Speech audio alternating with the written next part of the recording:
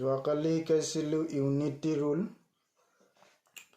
তো আমাৰ ইয়াতে সেই প্ৰচেছটো ইউজ হ'ব এইটো এক্সাম্পলত কি 7 মিটাৰ কাপোৰৰ মূল্য 245 টকা। 15 মিটাৰ কাপোৰৰ মূল্য কিমান? 7 মিটাৰ কাপোৰৰ মূল্য মানে cost of 7 metre cloth is কি 245 rupees। 15 মিটাৰত কিমান হ'ব মানে কষ্ট, সেইটো লাগে আমাক। তো সলিউশ্যন এইটো কি দিছে, 7 মিটাৰ কাপোৰৰ মূল্য সমান 245 টকা rupees 7 মিটাৰ। therefore 1 মিটাৰ কাপোৰৰ মূল্য 245 divided by 7 divided by লিখিলে এইটো এনেকৈ ভগ্নাংশ মানে প্ৰকাশ কৰে।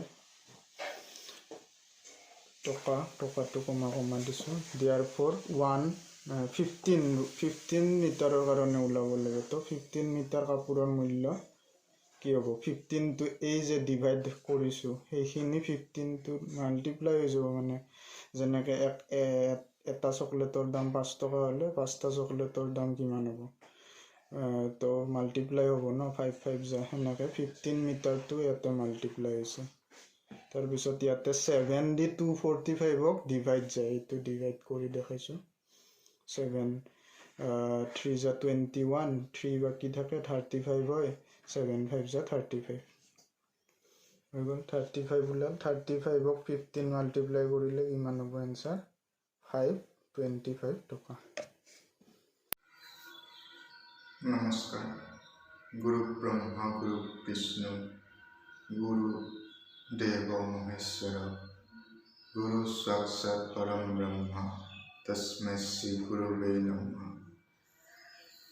আজি মই মানে প্ৰথমবাৰৰ বাবে ভিডিঅ' বনাব ওলাইছোঁ ফিজিক্স ক্লাছ 11ৰ ফিজিক্সৰ ওপৰত।